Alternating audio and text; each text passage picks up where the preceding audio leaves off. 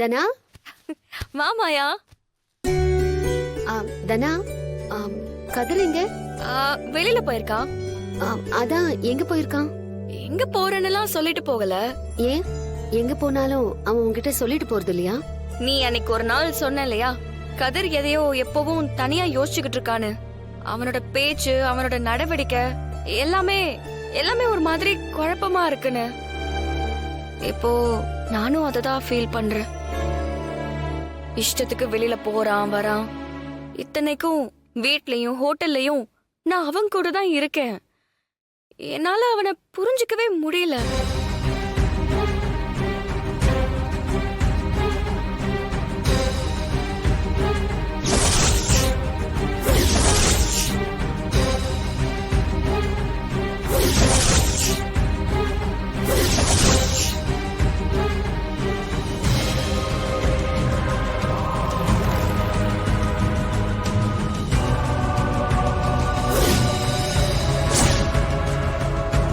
என்னமாயா, என்ன யோசிச்சுட்டு இருக்க? ஏதாவது முக்கியமான விஷயமா கதிரை பார்க்க வந்தியா? இல்ல தனா, சும்மாதான் வந்தேன். கதிர் எங்க காணுமேன்னு கேட்டேன்.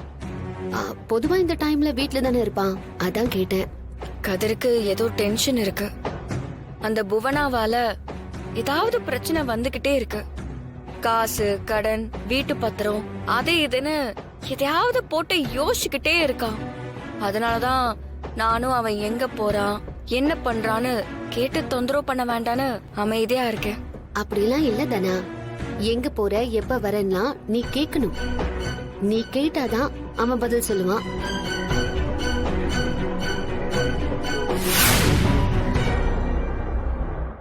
தனா, கொஞ்சம் தண்ணி கூட.